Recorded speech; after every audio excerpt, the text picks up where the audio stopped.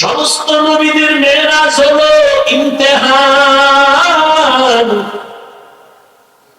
আর আমার নবীর মেরাজ হলো ইনআম। সমস্ত নবীদের মেরাজ পরীক্ষা, আর আমার রহমতের নবীর মেরাজ হলো পুরস্কার। সমস্ত নবীদের মেরাজ জমিনে কেন, আমার নবীর মেরাজ কেন আরশে আজিমে? সমস্ত নবীদের মেরাজ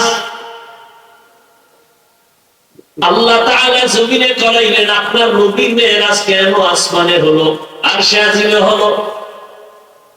নবীর মেরাজ কেন দিনে না হইয়া রাতের বেলা হলো? রহমতের নবীর মেরাজের ঘটনা আল্লাহ বয়ান করতে গিয়া বলেন সুবহান, পবিত্র আল্লাহ। আল্লাহ কি কখনো অপবিত্র ছিলেন? তাহলে পবিত্র বললেন কেন? এলাকার চেয়ারম্যানের কথার কথা পেছ লাগাই মনে করেন আমি বুঝাইতেছি, এই চেয়ারম্যান সাহেব কিন্তু চুরি টুরি করে না, খুব ভালো মানুষ। প্রশংসা হয়েছে ঠিক, কিন্তু একটু লাশা লাগাই, ঠিক না? এটা ইনজেকশন মারা হইল না যে চেয়ারম্যান ভালো মানুষ, এটা বললেই তো হয়। যদি বলি চেয়ারম্যান কিন্তু চুরি টুরি করে না, খুব ভালো মানুষ, প্রশংসাটা কি সুন্দর ভাবে হইল? আল্লাহ সবসময় পবিত্র, আবাদুল আবাদ। কেন বললেন আল্লাহ সুবহান, আমি পবিত্র? আড়ালে মনে হয় যেন অপবিত্র, নাউযুবিল্লাহ।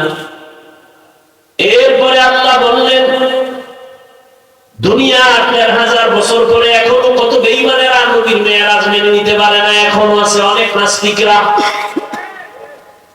এটা কেমনে সম্ভব? রহমতের নবী রাতের বেলা চলে গেলেন ৭ আসমান, আরশ, কুরসি, লৌহ কলম ভ্রমণ করে আবার চলে আসলেন, এটা কেমনে সম্ভব?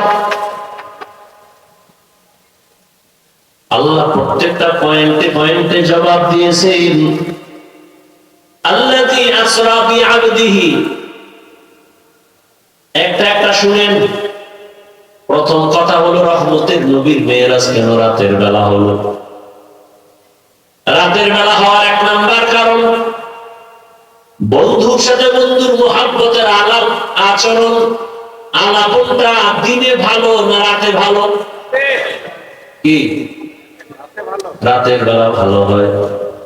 আর মোহাম্মদ তো আল্লাহর এমন বন্ধু, ইব্রাহিম আল্লাহর বন্ধু, ঈসা আল্লাহর বন্ধু, মুসা নবী আল্লাহর বন্ধু, দাউদ নবী আল্লাহর বন্ধু, সুলাইমান আল্লাহর বন্ধু, আমার নবী আল্লাহ পাকের বন্ধু। সব নবী রাসূল আমার আল্লাহ তাআলার আশিক, আর আমার আল্লাহ বলেন শুধু মুহাম্মদের আশিক। ব্যবধান আছে না নাই? সমস্ত নবী রাসূল আমার আল্লাহ তাআলার আশিক, আর আমার আল্লাহ শুধু মুহাম্মদের আশিক। ভালো করে খেয়াল করেন, রাতের বেলা মেরাজ হওয়ার আরেকটা কারণ, যদি দিনের বেলা হইতো সবাই দেখে ফেলতো, আর দেখে বিশ্বাস করার মধ্যে ঈমানের পয়েন্ট বাড়ে না, বরং না দেখে বিশ্বাস করার মধ্যে ঈমানের পয়েন্ট বেড়ে যায়। আমরা আল্লাহকে মানিনি দেখা না, না দেখা।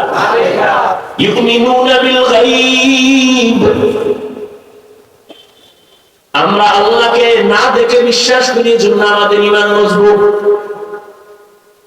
আমরা রহমতের নবীরও দেখি নাই, তারপর আমরা তার শেষ নবী মানি, না দেখে আমাদের ঈমান আরো মজবুত। আমরা নবীজিরে দেখি না, এরপর নবীরে বাদ দিয়ে কত মিথ্যা নবীর দাবিদারেরা নবী নিজে দাবি করছে, আমরা কাউকে মানি না, আমরা মানি আখিরি নবী মুহাম্মদ সাল্লাল্লাহু। আল্লাহ তাআলা রাতের বেলা মেরাজ করাইয়া মুমিনের ঈমানটারে মজবুত করেছে। রহমতের নবী রাতের বেলা থেকে সকালে এসে আবু জাহিল নেরে কয়, আমি মেরাজ করে আসলাম, বাইতুল মাকদিস দেখে আসলাম। আবু জাহিল্লা বের হয়ে কয় মিথ্যা কথা, এটা অসম্ভব। রাস্তায় বের হয়ে রাগের সাথে সামনে গিয়া দেখে আবু বকর আসতেছে। এই আবু বকর, শুনছো আব্দুল্লাহ ছেলে পাগল হয়ে গেছে? কেন? সে নাকি এই রাতের মধ্যে 7 আসমান ঘুরে ফিরা বাইতুল মাকদিস 1 মাস লাগে যাইতেছে, রাতের অল্প টাইমে দেখে আসছে।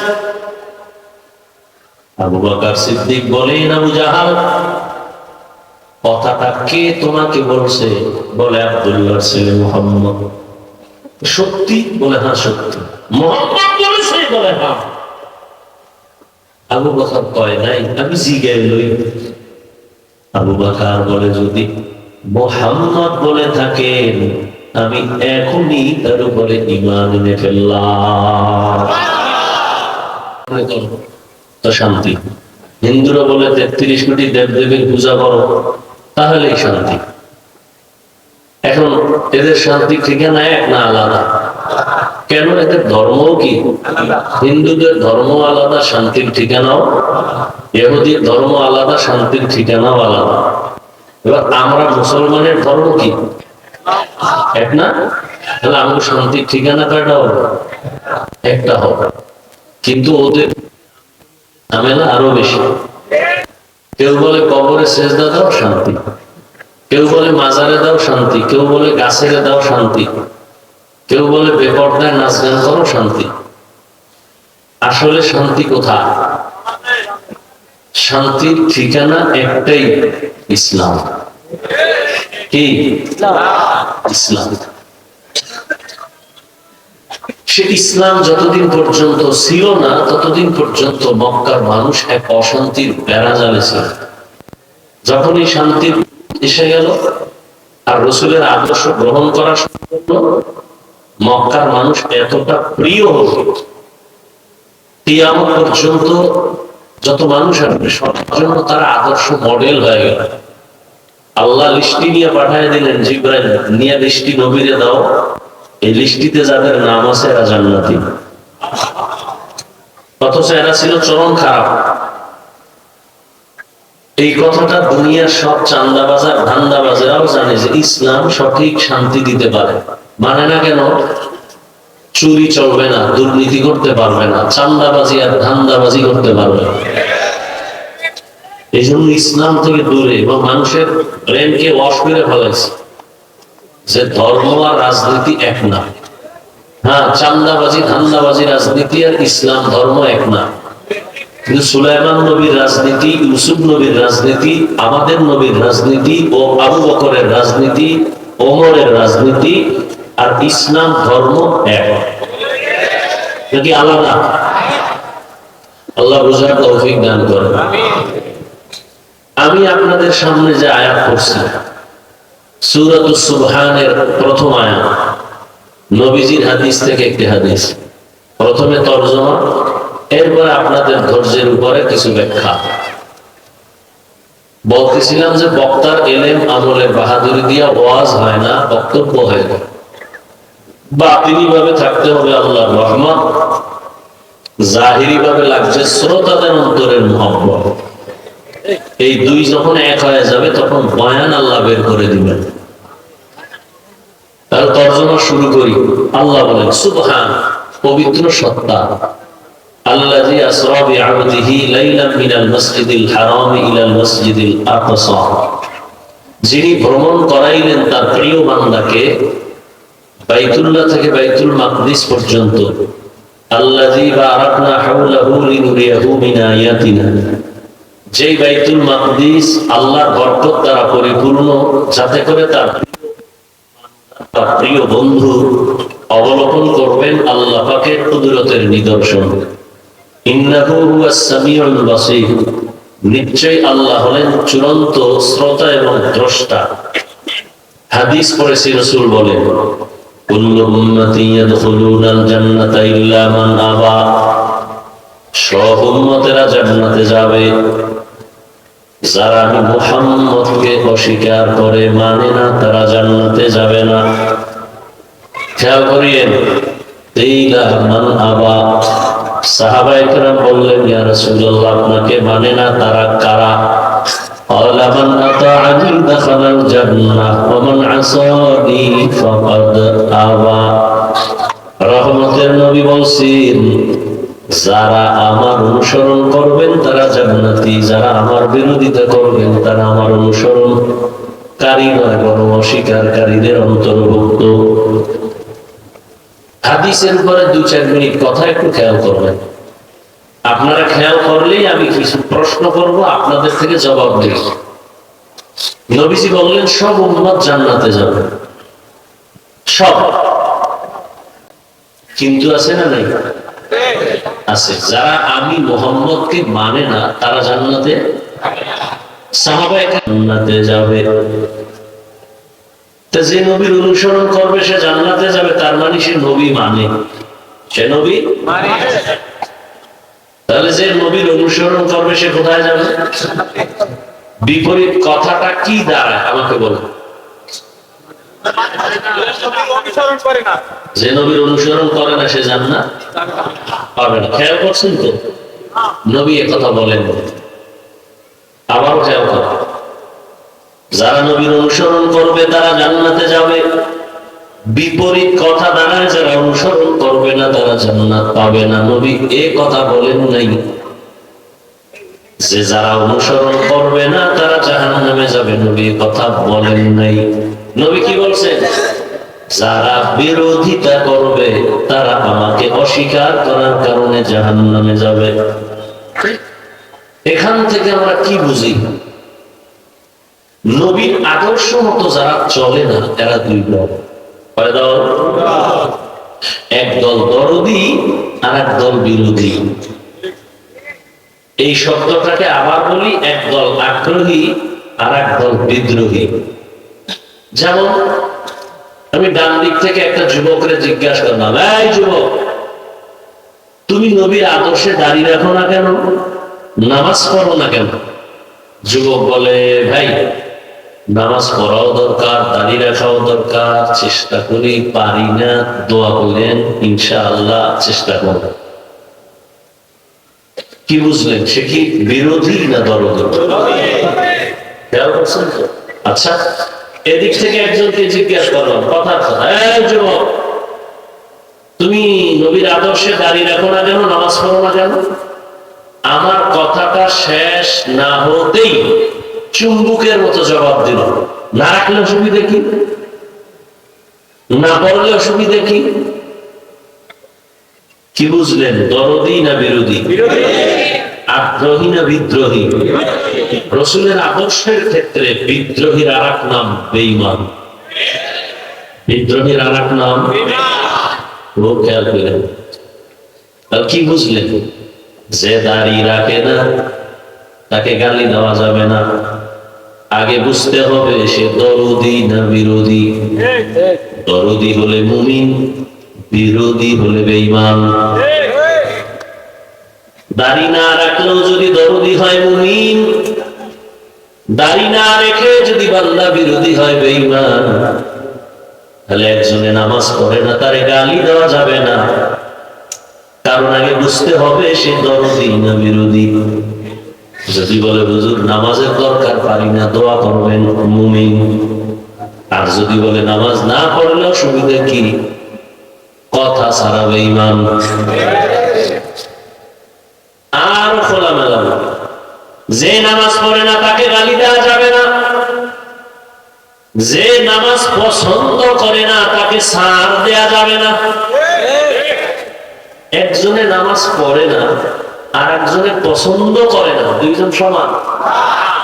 যে নামাজ পড়ে না তাকে গালি দেওয়া যাবে না, সে মুমিন। যে নামাজ পছন্দ করে না তাকে ছাড় দেওয়া যাবে না, সে বেঈমান। একজনে কোরআনের আইনের রাজনীতি করে না তাকে গালি দেওয়া যাবে না, আর একজনে আল্লাহর কোরআনের আইনের রাজনীতি পছন্দ করে না তাকে ছাড় দেওয়া যাবে না।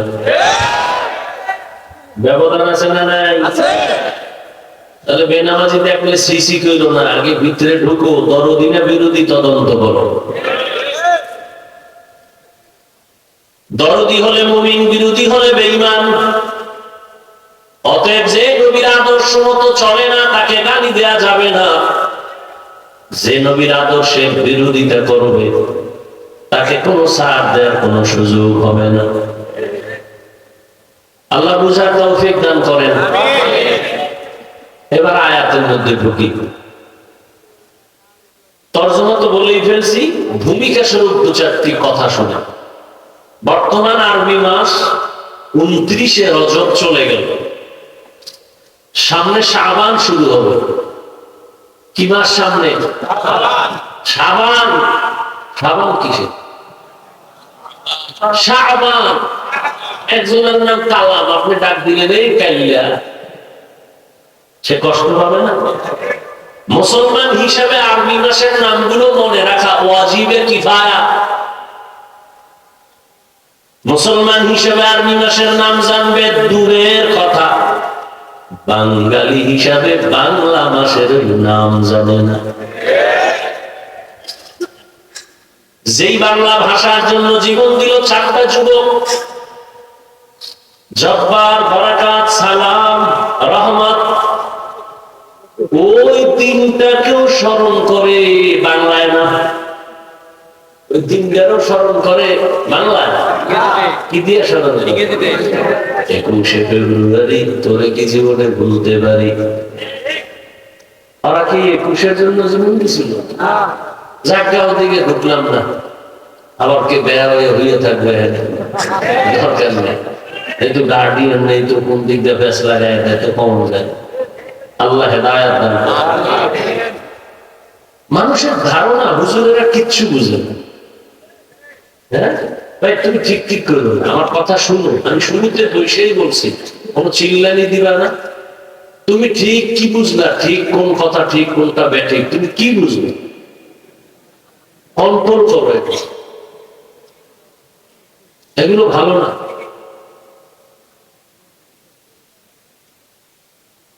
হুজুরেরা কিছু বুঝে না, এই ধারণা মানুষের অন্তর। এরা কোরআন হাদিসের ওয়াজ করবে, তার মানেই হলো আখিরাত নিয়ে কথা বলবে। আল্লাহর ওয়াজে আমাকে বলুন তো, ইসলাম কোরআন শুধু কি আখিরাতমুখী সমাধান আছে, দুনিয়ার সমাধান নাই? কেন আপনারা এই ধারণা অন্তরে পোষণ করেন যে আমরা আখিরাতমুখী কথা বলবো?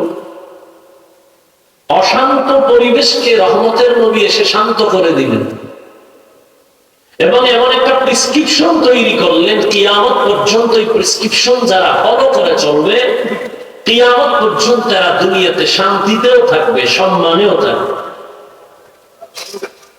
নবী তো চ্যালেঞ্জ দিয়ে গেছে। قال رسول الله صلى الله عليه وآله وسلم تركت فيكم أمرين لن تضلوا ما تمسكتم بهما كتاب الله وسنة رسوله। রহমতের নবী বলেন, দুটো জিনিস রেখে গেলাম হে উম্মত, এ দু জিনিস যদি আঁকড়াইয়া ধরো, ঈমানও যাবে না, সম্মানও যাবে না। ১,৫০০ বছর পরে এই দুইটা যাদের কাছে আছে এখনো, কোরআন আর নবীর আদর্শ, আল্লাহর জাতের কসম, এরা এখনো সম্মানেও আছেন, শান্তিতেও আছেন। এখনো চেয়ারম্যানের চেয়ারের মেয়াদ শেষ, এমপির চেয়ারের মেয়াদ শেষ, মন্ত্রীর চেয়ারের মেয়াদ শেষ, এসপিডিসির চেয়ারের মেয়াদ শেষ, কোরআনওয়ালা নবীর আদর্শওয়ালা উলামায়ে কেরামের চেয়ারের কোনো মেয়াদই নাই। আছে কোনো মেয়াদ? তো শেষ হবে কি? টাকা দিয়ে সম্মান কিনলে প্রথমে ফুলের মালা, ফাইনালে জুতার মালা। টাকা দিয়ে কিনছে না সম্মান, আর আল্লাহ দেয়া সম্মান যদি বান্দা ধারণ করে রাখতে পারে, দুনিয়ায় বাদশাহ, পরকালেও বাদশাহ।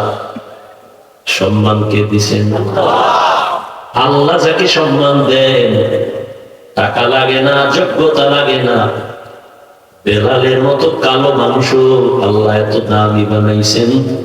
রহমতের নবী বলেন, মেরাজের রাত্রে জান্নাতে ঢুইকা আমি হাঁটার আওয়াজ পাই, বেলালের আওয়াজ। 10 জন সাহাবা জান্নাতি টিকিটওয়ালা, এর মধ্যে বেলালের নাম নাই। কিন্তু আল্লাহ তাকে কবুল করেছেন। কাবিলিয়াত দাদেউরা শর্ত দিস বলকে শর্ত কাবিলিয়াত দাদেউস। দুনিয়াওয়ালারা সম্মানের চেয়ার দিতে গেলে আগে যোগ্যতা তালাশ করে। দুনিয়াওয়ালারা সম্মানের জায়গায় কাউকে বসাইতে চাইলে আগে যোগ্যতা চায়।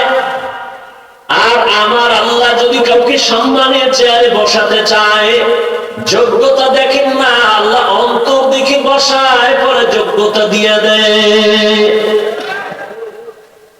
দুনিয়াওয়ালারা যোগ্য ব্যক্তি ছাড়া বসায় না। আর আল্লাহ পাক রব্বুল আলামিন যাকে বসাইবেন তার যোগ্যতা না থাকলেও বসাইয়া যোগ্যতা দিয়ে দেয়। তো বলতেছিলাম বর্তমান আরবি মাস রজব। রজব মাস আসলে আমরা ইমাম সাহেবরা, খতিব সাহেবরা, বক্তারা মেরাজের বয়ান করি। আর সবাই মনে করে মেরাজের কারণে রজবের অনেক দাম।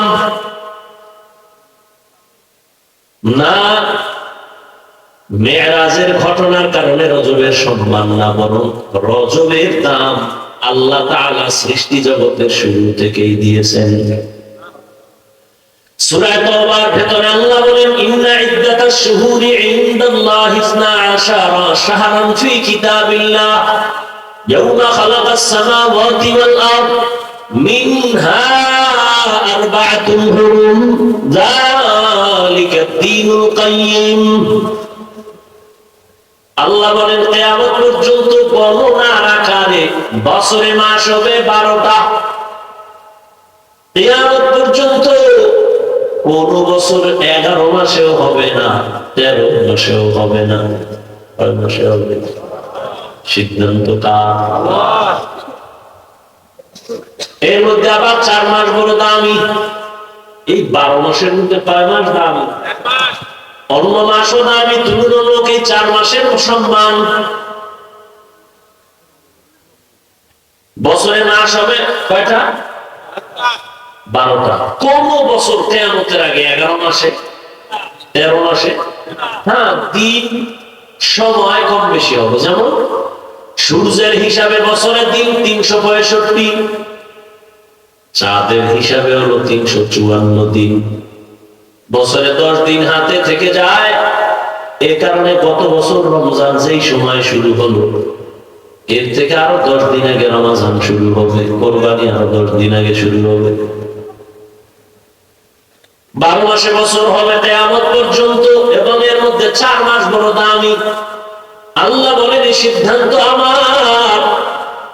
কোন দিন করছি জানো? আসমান ও জমিন যেদিন আমি সৃষ্টি করেছি ওই দিন সিদ্ধান্ত নিয়ে কলমকে বলেছি, লৌহে মাহফুজে সিদ্ধান্ত লিখে দাও। লৌহে মাহফুজের মধ্যে সিদ্ধান্ত আল্লাহ লিখে দিলেন। বছরে 12 মাস হবে, আর এর মধ্যে 4 মাস হবে মুহররম, দামি। 4 মাসের 3 মাস লাগাতার, 1 মাস আলাদা। যেমন হজের মাস, হজের আগের মাস, হজের পরের মাস, আর এই রজব। এই 4 মাস, জিলকাদা, যুলহিজ্জা, মুহররম, আর এই রজব। এই 4 মাস সম্মানিত। তার মানে কি? বলে এই 4 মাসে সম্মান করো, ঝগড়া করো না, যুদ্ধ করো না, বিগ্রহ করো না। ইহুদি খ্রিস্টানরা সেই শুরু থেকে এই 4 মাসকে সম্মান দিত। রাসূল আসার পরে আল্লাহর আদেশটা রহিত হয়ে গেছে, যুদ্ধ চলবে তবে মর্যাদা কমে নেই। এজন্য নবীজি বলেন, রজবের চাঁদ দেখলেই আমি আমল বাড়াই দেব, এবং সব সময় উঠতে বসতে হাঁটতে চলতে দোয়া করতাম, আল্লাহুম্মা বারিক লানা ফি রাজাব ওয়া শাবান ওয়া বাল্লিগনা রমাজান। আয় আল্লাহ, রজব ও শাবানে আমাকে বরকত দান করেন, হায়াতের সীমানা বাড়ায় রমজান পর্যন্ত পৌঁছায় দেন। মরলেও যেন রোজার মাসে মরণ হয়, যেই মাসে শয়তানের শিকল লাগানো, জাহান্নামের দরজা বন্ধ, জান্নাতের দরজা খোলা। রজব ও শাবানে বরকত দান করেন, আর হায়াতের সীমানা বাড়ায় রমজান পর্যন্ত পৌঁছায় দেন। জিগেলি আপনারা এই দোয়া পাবেন, পড়েন না তো লাভ নেই। ভাই পড়েননি কারণ পারি তো, ভাই দোয়া পড়েননি কারণ পারি তো, ইবলিসে তো বহুত পারছে, লাভ কি? শুধু রজবে না শাবানের বরকতের দোয়া আছে, আচ্ছা এই জন্য পড়েন, এই দোয়াটা পড়বেন নি আজকে থেকে। খালি বেটা বিড়ি টানার আগে সবসময় দোয়াটা পড়েন। আর বাথরুমে গিয়ে আবার এসকো বাজে না যে হেনে ওই বইগুলো সময় পেয়েছি নিরিবিলি। اللهم بارك لنا في رجب وشعبان وبلغنا رمضان। আল্লাহ আমাদের এই দোয়া বেশি বেশি পড়ার তৌফিক দান করেন। আবার আসতেছে শাবান, ওই শাবানের একটা বরকতের রাত আছে, কি রাত? লাইলাতুন মিন নিসফি শাবান, শাবানের মধ্যরাত। কোন ভেজাল ভেজালে যাইবেন না, ইবাদতে সময় কাটাবেন, তর্কেও যাইবেন, বইবে দুরূদ শরীফ পড়বেন, সমস্যা কি? তো এই রজব মেরাজের কারণে সম্মানিত না তার আগের থেকেই? আগের থেকে। এক নাম্বার দুই, আমরা যে রজবে মেরাজের বয়ান করি, ঐতিহাসিকদের মধ্যে মেরাজ কোন মাসে হয়েছে নিয়ে 7 মাসের নাম আছে। কয় মাস? কেউ বলেন রবিউল আউয়ালে মেরাজ হয়েছে, কেউ বলেন রবিউল আখিরে মেরাজ হয়েছে, কেউ বলেন না জুমাদাল উলা, কেউ বলেন জুমাদাল উখরা, কেউ বলেন রজবে মেরাজ হয়েছে, কেউ বলেন শাওয়ালে মেরাজ হয়েছে, কেউ বলেন রমাজানে মেরাজ হয়েছে। তো মেরাজ হয়েছে এটা সঠিক, কোরআনের আয়াত। মেরাজ হয়েছে সব নবীদের। এই যুবকরা ডিস্টার্ব করবে কিন্তু, এখন বয়ানের টাইম না, শুধু আপনাদের ধৈর্যের উপরে কথা বলবো। বসায় রেখে আপনারা আরামে গিয়ে ঘুমাবেন না, এই চালাকি করেন না। খোদায় যদি বাসায় আগে না নেয় যাওয়ার কোনো সুযোগ নেই, খবরদার চালাকি করেন না। আর না বলেন দোয়া করে দেই, আমি আমার তো একটা নির্দিষ্ট টাইমে শেষ করবো, বাকি যে বিষয়ের আলোচনা এটা শেষ করতে পাই টু পাই, পয়েন্ট পয়েন্ট শেষ করতে আমার সময় লাগবে 2 ঘন্টা করে 3 দিন। আমি যতদূর পারি ততদূর, আমি তো নিজের থেকে বানায় বলবো না। ওলামায়ে কেরাম যা লেখছেন এটি মুখস্থ কইরে যা আইছি, এটি শেষ করতে 3 দিন লাগবে 2 ঘন্টা করে। এরপরে বুঝবেন মেরাজ কি। শুরুতে কিছু শুনেন তো অনুভব করবেন কি আল্লাহ পাকের কুদরত। মেরাজ হয়েছে রাতের বেলা, সমস্ত নবীদের মেরাজ হয়েছে, আমার নবীরও মেরাজ হয়েছে। সব নবীদের মেরাজ হলো জমিনে, আর আমার নবীর মেরাজ হলো আরশে আজিমে। সুবহানাল্লাহ। যেই তাহলে বিড়ি টানলো কেমনে সুবহানাল্লাহ, মরাটারে মানো কেন, খাইল কেন? আল্লাহ হেদায়েত দান করে। সব নবীদের মেরাজ হয়েছে জমিনে, আপনার আমার নবীর মেরাজ আমি তো আসমানে বলি নাই, আরশে আজিমে। সমস্ত নবীদের মেরাজ হলো ইমতিহান, আর আমার নবীর মেরাজ হলো ইনআম। সমস্ত নবীদের মেরাজ পরীক্ষা, আর আমার রহমতের নবীর মেরাজ হলো পুরস্কার। সমস্ত নবীদের মেরাজ জমিনে কেন, আমার নবীর মেরাজ কেন আরশে আজিমে? সমস্ত নবীদের মেরাজ আল্লাহ তাআলা জমিনে করাইলেন। আপনার নবীর মেরাজ কেন আসমানে হলো, আরশে আজিমে হলো? নবীর মেরাজ কেন দিনে না হইয়া রাতের বেলা হলো? রহমতের নবীর মেরাজের ঘটনা আল্লাহ বয়ান করতে গিয়া বলেন সুবহান, পবিত্র আল্লাহ। আল্লাহ কি কখনো অপবিত্র ছিলেন? তাহলে পবিত্র বললেন কেন? এলাকার চেয়ারম্যানের কথার কথা পেছ লাগাই মনে করেন আমি বুঝাইতেছি, এই চেয়ারম্যান সাহেব কিন্তু চুরি টুরি করে না, খুব ভালো মানুষ। প্রশংসা হয়েছে ঠিক, কিন্তু একটু লাশা লাগাই, ঠিক না? এটা ইনজেকশন মারা হইল না যে চেয়ারম্যান ভালো মানুষ, এটা বললেই তো হয়। যদি বলি চেয়ারম্যান কিন্তু চুরি টুরি করে না, খুব ভালো মানুষ, প্রশংসাটা কি সুন্দর ভাবে হইল? আল্লাহ সবসময় পবিত্র, আবাদুল আবাদ।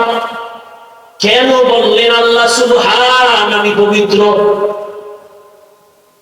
আড়ালে মনে হয় যেন অপবিত্র, নাউযুবিল্লাহ। এরপরে আল্লাহ বললেন দুনিয়া ১৩,০০০ বছর পরে এখনো কত বেঈমানেরা নবীর মেরাজ মেনে নিতে পারে না, এখনো আছে অনেক নাস্তিকরা। এটা কেমনে সম্ভব? রহমতের নবী রাতের বেলা চলে গেলেন ৭ আসমান, আরশ, কুরসি, লৌহ কলম ভ্রমণ করে আবার চলে আসলেন, এটা কেমনে সম্ভব? আল্লাহ প্রত্যেকটা পয়েন্টে পয়েন্টে জবাব দিয়েছেন। আল্লাযী আসরা বিআবদিহি, একটা একটা শুনেন। প্রথম কথা হলো রহমতের নবীর মেরাজ কেন রাতের বেলা হলো? রাতের বেলা হওয়ার এক নাম্বার কারণ, বন্ধুর সাথে বন্ধুর মুহাব্বতের আলাপ আচরণ, আলাপনটা দিনে ভালো না রাতে ভালো? কি রাতের বেলা ভালো হয়। আর মুহাম্মদ তো আল্লাহর এমন বন্ধু, ইব্রাহিম আল্লাহর বন্ধু, ঈসা আল্লাহর বন্ধু, মুসা নবী আল্লাহর বন্ধু, দাউদ নবী আল্লাহর বন্ধু, সুলাইমান আল্লাহর বন্ধু, আমার নবী আল্লাহ পাকের বন্ধু। সব নবী রাসূল আমার আল্লাহ তাআলার আশিক, আর আমার আল্লাহ বলেন শুধু মুহাম্মদের আশিক। ব্যবধান আছে না নাই? সমস্ত নবী রাসূল আমার আল্লাহ তাআলার আশিক, আর আমার আল্লাহ শুধু মুহাম্মদের আশিক। ভালো করে খেয়াল করেন, রাতের বেলা মেরাজ হওয়ার আরেকটা কারণ, যদি দিনের বেলা হইতো সবাই দেখে ফেলতো, আর দেখে বিশ্বাস করার মধ্যে ঈমানের পয়েন্ট বাড়ে না, বরং না দেখে বিশ্বাস করার মধ্যে ঈমানের পয়েন্ট বেড়ে যায়। আমরা আল্লাহকে মানিনি দেখা না, না দেখা। ইউমিনুনা বিল গায়ব, আমরা আল্লাহকে না দেখে বিশ্বাস করি, জন্য আমাদের ঈমান মজবুত। আমরা রহমতের নবীরও দেখি নাই, তারপর আমরা তার শেষ নবী মানি না দেখে, আমাদের ঈমান আরো মজবুত। আমরা নবীজিরে দেখি না, এরপর নবীরে বাদ দিয়ে কত মিথ্যা নবীর দাবিদারেরা নবী নিজে দাবি করছে, আমরা কাউকে মানি না, আমরা মানি আখিরি নবী মুহাম্মদ সাল্লাল্লাহু। আল্লাহ তাআলা রাতের বেলা মেরাজ করাইয়া মুমিনের ঈমানটারে মজবুত করেছে। রহমতের নবী রাতের বেলা থেকে সকালে এসে আবু জাহিলের কয় আমি মেরাজ করে আসলাম, বাইতুল মাকদিস দেখে আসলাম। আবু জাহিল বের হয়ে কয় মিথ্যা কথা, এটা অসম্ভব। রাস্তায় বের হয়ে আগের সাথে সামনে গিয়া দেখে আবু বকর আসতেছে। এই আবু বকর, শুনছো আব্দুল্লাহ ছেলে পাগল হয়ে গেছে? কেন? সে নাকি এই রাতের মধ্যে ৭ আসমান ঘুরে ফিরা বাইতুল মাকদিস ১ মাস লাগে যাইতেছে, রাতের অল্প টাইমে দেখে আসছে। আবু বকর সিদ্দিক বলেন, আবু জাহাল কথাটা কে তোমাকে বলছে? বলে আব্দুল্লাহর ছেলে মুহাম্মদ। সত্যি? বলে হ্যাঁ সত্যি। মুহাম্মদ বলেছে? বলে হ্যাঁ। আবু বকর কয় নাই, আমি জিজ্ঞেস লই। আবু বকর বলে যদি মুহাম্মদ বলে থাকেন আমি এখনই তার উপরে ঈমান এনে ফেললাম। আমি আবু বকর নবীর জিজ্ঞানের দরকার নাই, তুমি যদি বলো মুহাম্মদ বলেছে, কেউ না মানলে আমি মেনে নিলাম। এই জন্যই তো আবু বকরের এত মূল্য। রহমতের নবী বলেন সব মুমিনের নেক আমল যদি এক পাল্লায় দেয়, আর আমার আবু বকরের দুইটা আমল যদি ভিন্ন পাল্লায় দেয়, সব মুমিনের নেক আমল থেকে আবু বকরের মাত্র 2 আমলের পাল্লা ভারী হয়ে যাবে। যে আবু বকরকে আমার আল্লাহ নিজে সালাম দিয়েছেন, আবু বকর মেনে নিলেন। আল্লাহ বলেন সুবহান, আমি পবিত্র। পবিত্র বলতে গেলে প্রশ্ন আসে, এজন্য এই সুন্দর একটা জবাব দিচ্ছেন শাইখুল হিন্দ মাহমুদ হাসান দেওবন্দি রহমাতুল্লাহ আলাইহি বলছেন, এখানে পবিত্রতার বিপরীত যে আইব অর্থাৎ